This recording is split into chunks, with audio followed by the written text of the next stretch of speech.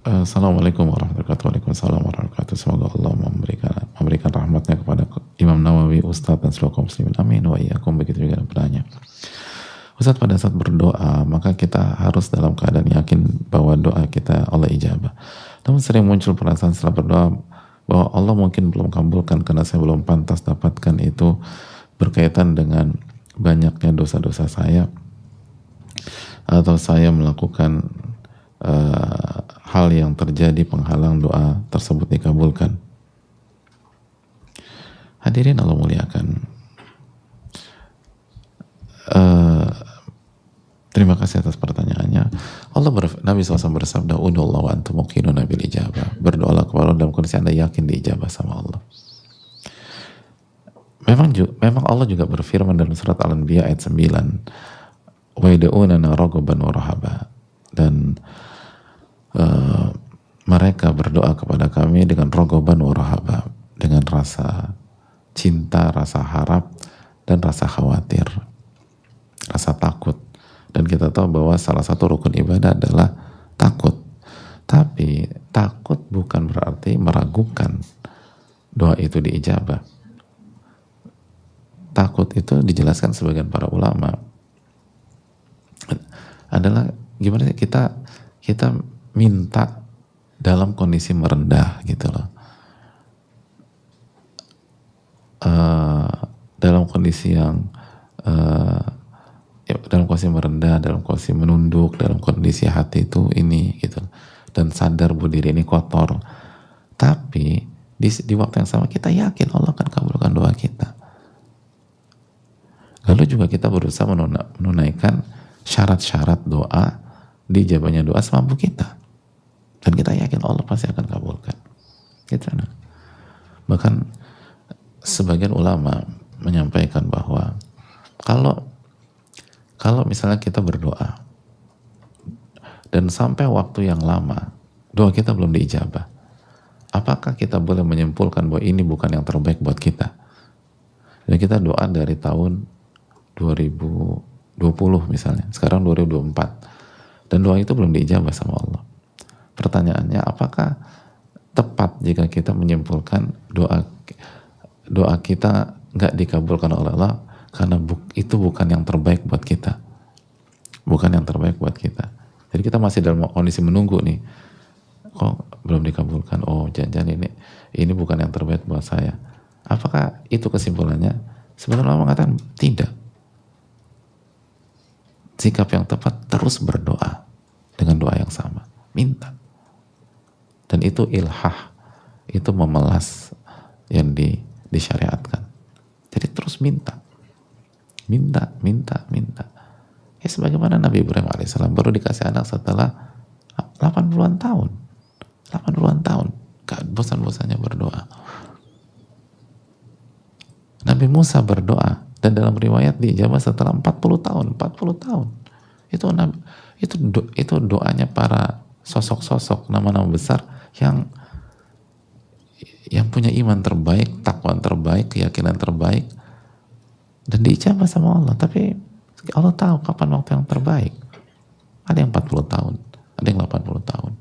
Jadi terus berdoa dan terus minta minta hal tersebut, minta mimpi kita, minta cita-cita kita. Kalau cita-cita kita itu cita-cita yang positif, yang diridhai oleh Allah, yang memang udah bagus, minta, terus minta, jangan berhenti. Walaupun kita udah 5 tahun berdoa, 7 tahun berdoa, 8 tahun berdoa,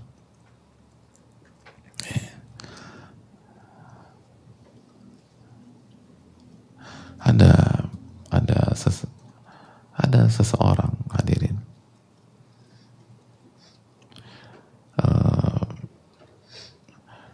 waktu di Padang Arafah tahun ini, itu di tengah-tengah wukuf, itu beliau menangis dengan menangis yang berbeda gitu. Kenapa demikian? Karena di siang hari itu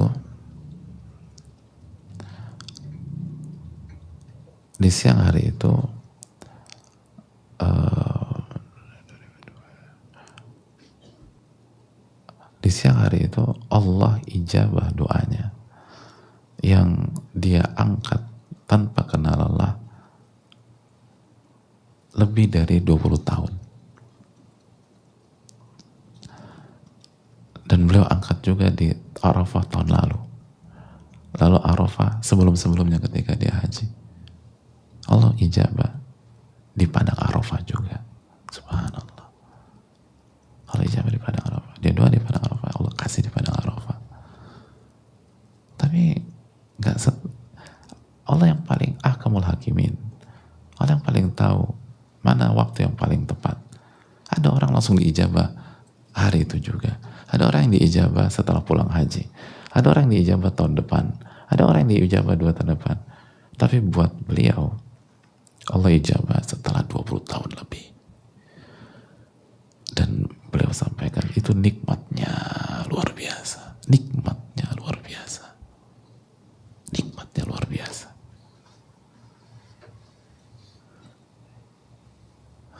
Nikmatnya luar biasa. Itu beliau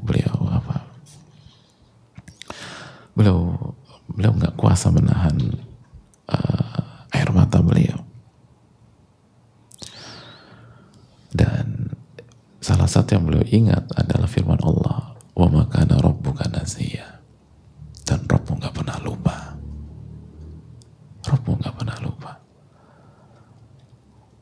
WA kita dibalas, sosok yang kita kagumi aja kita senangnya luar biasa.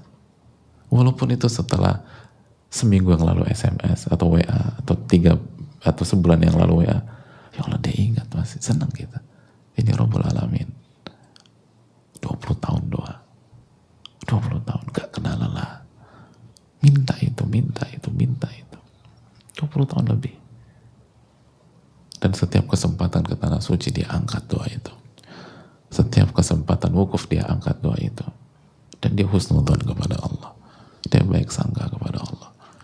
Dan dia yakin ud'u Allah wa antum muqinuna bil ijabah. Berdoalah kepada Allah dalam kondisi yakin diijabah.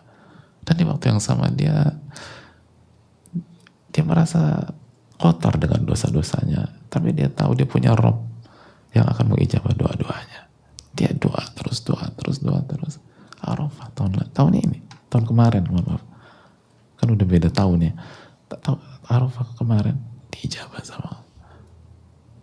Bayangkan, dia doa di padang Arafah, diijabah di padang Arafah.